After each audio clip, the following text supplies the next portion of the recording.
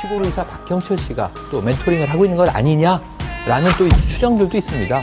이 여러 가지 라인들의 복합적인 부분이 뭔가 많다는 건 좋은 거예요. 왜냐하면 새가 불어나면 누구나 다 모여들다 보니까 용광로 이 캠프다 이런 얘기로 흔히 포장을 하지 않습니까? 이런 얘기도 있습니다. 그런데 케미가 하나의 색깔로 구워져 나오질 않는다는 안타까움이 있죠. 양 변호사님, 이제 지금 이쪽 캠프 얘기했는데 오늘 중요한 얘기인데 왜냐하면 겉으로 드러난 캠프의 선대위가 누구 하는 것보다도 사실은 지금 거명되고 있는 분들이 안에 스노볼 이론 중에서 핵심을 만드는 사람들이거든요. 그렇죠. 이 핵심을 누가 만드느냐 하는데 이 핵심을 만드는 인물 중에 하나가 또 부인 김미경 여사란 말이에요.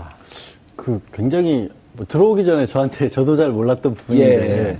그런데 적극적으로 박경철 시골의사도 또 숨어있는 멘토 중에 한 분이라고 했는데 최근에 역시 확인되지 않지만 이런 얘기가 국민의당 주위에서 떠돌고 있어요. 뭐냐면 김미경 이분도 강력하게 대선을 협조하고 있고 어쨌든 내조를 해야 되니까 하고 있고 거죠. 박경철 의사도 돕고 있는데 두 분이 충돌해서 그리고 충돌하는 계기가 됐던 건 이번에 교수 문제, 채용 문제 이런 등등 문제에 대해서 솔직하게 인정을 하고 넘어가라고 하는 쪽과 그 부분에 대해서 일단 시간을 보면서 가자는 쪽에 충돌하면서 균열이 됐다라고 하는 소문, 즉 박경철 의사가 떠났다는 이런 정보도 있거든요. 가능성은 있다고 봅니다. 이번에 보니까요, 각 대선 후보들끼리 이력서 이런 걸 써놨는데 몇몇 특이한 내용들이 많이 있었던 것 중에 안철수 후보 같은 경우에는 정치를 하게 되면서 겪었던 불편한 점에 대해서 가정에 소홀하게 됐다는, 가족과 보내는 시간이 줄어들었다는 점이 힘들다. 제 얘기하고 묶이잖아요. 그렇죠. 제 얘기하고 그렇죠. 묶이죠. 지금 의원님이 그러신다라고 생각하고 깜짝 놀랐어요. 그런 말씀하시죠. 실제로 저는 그게 굉장히 한국 사회에서 정치인 치고는 가족과 보내는 시간이 줄어들었다는 게 불편하다는 발상 자체를 하는 것 자체가 굉장히 이례적이었어요. 나쁘다는 게 아니라 보통 그렇잖아요. 이렇게 집안 돌보는 일이 어딨냐. 집에서는 다 부인들이 내조해주지 않았으면 막 나와서는 부인들이 눈물 흘리기도 하고 나와서 후보들이 정말 정치하느라고 내가 미안했다 이런 얘기하는 게 통상적인 어떤 관념이었는데 이 안철수 후보 같은 경우는 그런 면에 있어서 상당히 기성 정치인들과는 보는 방법이 좀 다르구나라는 거고 근데 한편으로는 그게 지적하신 것처럼 또 그렇다면 김미경 후보 부인에 대해서까지도 이걸 검증을 한다거나 객관적으로 나선다거나 아니면 그거를 떨떨하게 털다거나 이런 게 사실 불가능할 수도 있는 구도일 수도 있겠구나. 그게 그리고 상당히 생각보다도 그러면 그게 뭐 어떻게 보면 대선 과정 내는 정책을 결정하는데도 영향을 할 수 있는 사실상의 파트너 같은 존재가 아닌가라는 생각도 드는 거죠. 부인이 아니었었나? 그것까지는 제가 말씀을 못 드리겠습니다. 아니 그런 의혹을 예를 들어갖고 가정에서 이런 거거든요. 그 전에 대선 주자들 보면 대선 주자는 본인이 하는 거고 부인이 그것을 조금 더 국민과 친화적으로 그 다음에 혹시 오만과 독선으로 빠질 수 있을까 비판해주고 이런 역할을 하는 게 이제 가장 좋은 내조인데 정책까지 쥐고 흔드는 것 아닌가? 이러면 위험해지는 거 아니에요? 위험해지죠. 그러면 또다시 대통령은 누구인가 이런 문제로 간단 말이에요. 이게 빌 클린턴 대통령 시절에 힐러리가 더 똑똑한 거 아니야? 라는 국민들의 시선이 있었는데 루인스키 사건이 터지잖아요. 일명 지퍼게이트. 그 이후에 이 부부관계에 대한 미국인들의 의혹이 많이 커져요. 그 비호감이 힐러리가 지난해 대선에 나왔을 때까지도 잔존해 있었다. 그래서 트럼프가 루인스키를 토론회 장소에 초대해서 앉히겠다는 얘기까지 한 거예요. 그러니까 이게 정말 평생 가는 일인 거죠. 그런데 우리 국민들도 사실은 그 부인의 역할로 안착했으면 좋겠다. 좀 따뜻하고 후보면 후보, 대통령이 되면 그를 케어하면서 뭔가 민원을 들어주는 제2부속실의 역할이 그건데 박근혜 정부는 제2부속실이 이상하게 쓰인 거 아닙니까? 최순실 전담팀으로 쓰인 게 확인되고 있잖아요. 그런데 이제 앞으로는 청와대가 정상화돼야 되는데 그러면서는 저는 안철수 후보의 진심을 믿는데 안철수 후보가 이런 얘기를 많이 했었어요. 가장 존경하는 여성은 이 부인 김미경 교수다. 그래서 이 부인을 존경하는 것은 사실인 것 같습니다. 저는 좀 원조 상황 얘기를 지금 이제 이 상황 타이틀을 이렇게 지금 김미경 교수 쪽으로 가는 것 같은데 박지원 의원 얘기를 조금 더 하고 싶은 게 지금 박지원 의원에게 이렇게 상황이라는 얘기까지 나온다면 사실은 지금 이렇게 처신해야 될 행동은 분명합니다. 뒤로 물러나야 돼요. 자기가 이렇게 나서서 보여지면 안 되는데 그런데 이분이 나서서 얘기를 하시고 그리고 그 내용도 지역 감정을 조장하는 듯한 그런 발언을 하고 있어요. 그러니까 무리를 일으키고 있는 그런 와중인데 이거를 좀 읽어야 되는 게 제가 생각했을 때는 지금 이 진신 캠프 쪽, 특히 뭐 이태기 의원이나 이런 사람들한테 지금 이렇게 호남 중진들이 하는 행위들은 말리는 시누이가 더 미운 그런 지경인 것 같아요. 그러니까 지금 통제가 안 되는 거죠. 그러니까 정치 구단이라는 거, 우리가 그 정치를 잘한다는 건 뭐냐면 앞을 내다본다는 얘기잖아요. 여기서 앞을 어디까지 내다보는가. 그러니까 이분들은 지금 대선만 보는 게 제가 봤을 때는 아닌 것 같습니다. 바로 내년 지방선거가 있고 그 뒤에 어떤 자기들의 행보가 있는데 안철수 후보를 지금 호남에 가두고 있어요. 그러니까 호남에서 문재인 후보를 이게 뭐 그런 논리겠죠. 그래야지 이제 전국적으로 지지를 받는다. 그런데 지금 이 구도에서 보자면 안철수 후보의 표는 집토끼가 아니라 산토끼에서 지금 확장됐지 않습니까? 그렇죠. 그럼 자신의 확장성을 확인하고 그러고 난 다음에 그것에 대해서 호남에서 인정을 받으면 돼요. 이거 보십시오. 저도 이길 수 있습니다. 그러면 호남은 전략적 투표를 해줄 수 있는 공간이거든요. 그런데 오히려 지금 국민의당은 호남당입니다. 그리고 안철수 후보는 호남 후보입니다. 이렇게 가둬버리고 있는 거예요. 이것에 대해서 정치적 이해득실로 따지자면 안철수 후보보다 제가 봤을 때는 그 뒤에 호남 중진들의 향후 정치적 미래를 위해서 이분들이 지금 자기 정치를 하고 있는 거죠. 근데 그게 그 부분도 일리는 있으신데요. 선택의 여지가 또 별로 없으신 것 같아요. 뭐 그것도 박지원 대표 입장에서. 그런데 저는 이제 박지원 대표가 정치 구단이라 그런단 말이에요. 그러니까 단이라고 하는 것은 인간사에서 가장 최고의 수준이거든요. 9단, 10단. 10단은 무엇이 이제 완성이기 때문에 9단, 10단이나 쓰는 걸 안 쓰고 9단. 인간의 영역에서 최고의 경지를 9단. 그 다음 인간과 신의 중간이 도사 아니에요? 그렇죠. 도사도 가만히 있는데 그렇죠. 어디 9단쯤이나 돼요. 결론은 그거였군요. 맞아요. 굉장히 엄숙하게 말씀을 하셔서 굉장히 근데 제가 이제 일리가 있으시지만 어쩔 수 없다는 부분도 뭐냐면 지금 문재인 후보가 상당 부분 호남에서 문재인 후보와 안철수 후보가 어떻게 보면 이렇게 호각지설에 이룰 정도의 틀을 만들어준 게 박지원 대표고. 그랬었죠.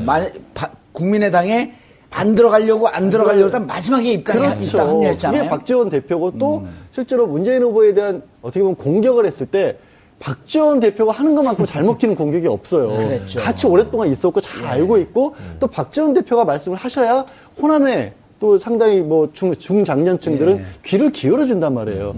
지금 시점에서 막 떠들고 있는데 여기서 만약에 박지원 대표가 빠져버리게 되면 또 국민의당이 그 공세, 그러니까 민주당이 요즘 이제 굉장히 국민의당에 대해서 역공세를 하지 않습니까? 그 막아낼 사람이 또 없는 것도 사실이에요. 이게 실제로 지금 그리고 지난 총선에서 사실은 역전의 기억이 있죠. 네. 그리고 그런 방식으로 했는데 분명히 총선에서 역전을 했고 호남에서 압승을 했으니까 이제 그런 기억이 있어서 하는데 또 총선하고 대선은 제가 봤을 때 또 다른 것 같습니다. 그때 호남이 어떤 이게 국민의당도 같이 키워주자라는 이제 그런 생각을 할 어떤 여지가 있었는데 지금은 이제 그렇게 호남에 집중되다 보니까 당장 지난 주말 이번 주 초에 홍준표 후보 지지율이 차곡차곡 올라가고 있습니다. 지금 이제 안정적으로 지난주까지는 10%가 나오지 않았는데 이번에는 거의 모든 이 조사에서 10%가 넘어가고 있고 제가 봤을 때 곧 15% 선까지 넘어가고 있습니다. 이런 목표 안수 아니에요? 네, 그렇죠. 자, 그런데 최영일 평론가님, 이제 문제는 이런 거예요. 저희가, 선거 캠프를 분석하고 있지만, 사실은 박지원 대표가 움직이고, 호남의 중진들이 움직이면서, 대구 경북 쪽에서 지지율이 빠지는, 방금 고재열 기자도 그 얘기를 한 거거든요. 호남 중진이 움직이면 움직일수록 대구 경북에서, 정신 차려보니, 호남 정당이었네? 하면서 지지율이 빠지고, 그리고 또 대구 경북을 하기 위해서 국민의당 이 중진들이 안 움직이면 호남에서 또 지지율이 빠지고 이게 시소 게임처럼 가고 있는 이 곤란한 국면을 어떻게 벗어날 것이냐. 양강구도 우리가 이렇게 얘기했을 때 사실 안철수 후보가 자강론으로 자 문재인과 안철수의 싸움이 될 겁니다라고 이제 예언적인 암시를 했을 때는 양자구도라면 모르겠어요. 근데 지금 다자구도라서 여러 가지 작은 변수들, 당선 가능성은 없는데 표를 뺏겼다 줬다 할 수 있는 지금 묘한 변수들이 3개가 있는 거예요. 진보 진영에는 정의당, 심상정 후보가 있고 지금 안철수 후보의 뒤에는 유승민, 홍준표가 있는데 유승민은 지금 이게 사퇴하느냐 마느냐 내부 분란이 있을 정도로 미미해요. 안 한다는 요소로서의 역할이. 안 한다고 했죠. 지금 광고도 나오고 이제 쭉 갈 것 같아요. 그 이후에 이제 패전하고 나면 당이 어떻게 갈 것인가. 지금 거기서 이제 김무성 전 대표의 역할이 중요한데 지금은 밀고 가자 분위기로 좀 밀어주고 있는 상황이죠. 그런데 문제는 여기 이제 안철수 후보에 대한 영향력이 미미하니까 유승민 후보는 차치하는데 오늘 2차 스탠딩 토론에서는 또 가장 기대되는 후보는 유승민 후보예요. 그러니까 이제 역할을 한번 보기로 하고 오늘 홍준표 후보는 굉장히 중요한 영향력을 행사하고 있습니다. 안철수 후보에게. 15%가 아까 말씀하신 게 목적을 달성했다 이것은 보전금 다 돌려받는 거, 파산하지 않는 거. 지금 250억 대출받은 상황 아닙니까? 이게 보통 일입니까? 대한민국 정치 대선 품격이 많이 떨어졌어요. 네네, 떨어졌습니다. 보전금 보전받는데. 결국 그러네요.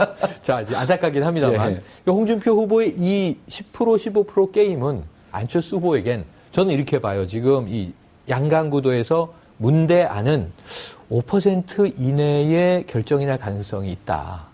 2, 3%의 마지막 순간에 쏠림 현상이 승패를 좌우할 가능성이 있다. 아하. 표차가 그렇게 크지 않을 수도 있다. 왜냐하면 보수 결집이라는 걸 또 무시할 수 없지 않습니까? 결국은 이게 사표 방지 역선택을 할 가능성이 끝까지 있거든요. 저희 어머니를 보면 알 수 있어요.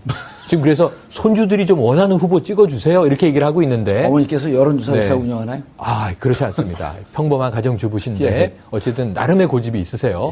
그 보면은 우리나라 기성세대의 표준적인 고집인 것 같으세요. 그래서 제가 보면 지난해 총선 때도 야 국민의당 이기겠네 그랬는데 이제 그런 현상이 나타났는데 이런 측면에서 보면 안철수 후보 시속 게임 하는 거 맞고요. 이 시속 게임을 해소해야 되는데 저는 남은 20일 동안 내부에서 지금 이 겉돌고 있다고 표현하신 것에서 지금 확전이 된 건데 시계 톱니바퀴가 맞아 들어가지 않으면서 이쪽이 힘을 얻으면 저쪽 이 지지가 빠지고 저쪽이 힘을 얻으면 이쪽 지지가 빠지는 현상은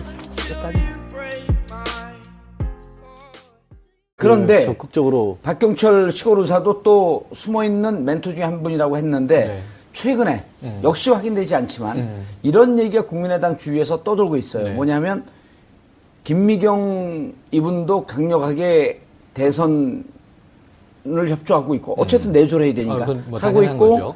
박경철 의사도 돕고 있는데 두 분이 충돌해서 그리고 충돌하는 계기가 됐던 건 이번에 교수 문제, 채용 문제 이런 등등 문제에 대해서 솔직하게 인정을 하고 넘어가라고 하는 쪽과 그 부분에 대해서 일단 시간을 보면서 가자는 쪽에 충돌하면서 균열이 됐다라고 하는 소문. 즉 박경철 의사가 떠났다는 이런 정보도 있거든요. 가능성은 있다고 봅니다. 이번에 보니까요. 각 대선 후보들끼리 이력서 이런 걸 써놨는데 몇몇 특이한 내용들이 많이 있었던 것 중에 안철수 후보 같은 경우에는 정치를 하게 되면서 겪었던 불편한 점에 대해서 가정에 소홀하게 됐다는, 가족과 보내는 시간이 줄어들었다는 점이 힘들다. 제 얘기하고 묶이잖아요.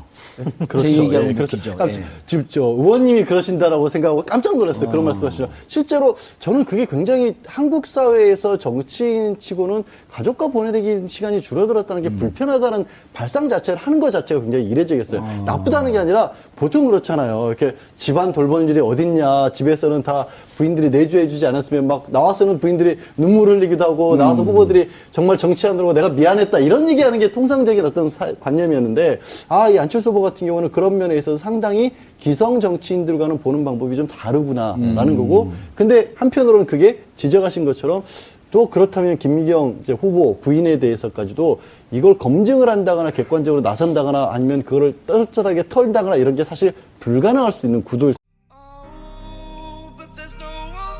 시골의사 박경철 씨가 또 멘토링을 하고 있는 것 아니냐라는 또 추정들도 있습니다. 이 여러 가지 라인들의 복합적인 부분이 뭔가 많다는 건 좋은 거예요. 왜냐하면 새가 불어나면 누구나 다 모여들다 보니까 용광로 이 캠프다 이런 얘기로 흔히 포장을 하지 않습니까? 이런 얘기도 있습니다. 그런데 케미가 하나의 색깔로 구워져 나오질 않는다는 안타까움이 있죠.